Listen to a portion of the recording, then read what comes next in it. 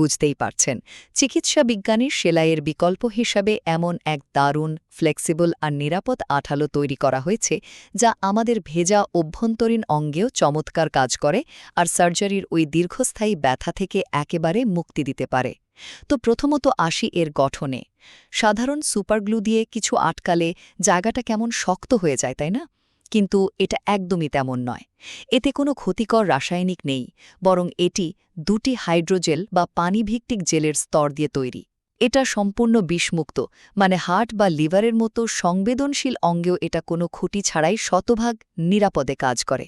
দ্বিতীয়ত, যেহেতু এটা এত নিরাপদ, আপনার মনে হতেই পারে যে তাহলে রক্ত বা ভেজা জায়গায় এটা আদৌ টিকবে তো? আর ঠিক এখানেই এর আসল ম্যাজিক। ভেজা আর পিচ্ছিল জায়গায় এটি প্রথমে পৃষ্ঠের পানিটুকু শুষে নিয়ে একটা প্রাথমিক বন্ডিং তৈরি করে আর তারপর একদম শক্তভাবে আটকে যায়।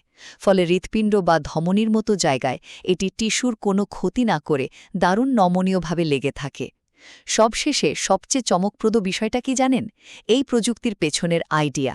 বিজ্ঞানীরা এই অসাধারণ আইডিয়াটা পেয়েছেন ডাস্কি আরিয়ন নামের এক বিশেষ স্লাগের কাছ থেকে।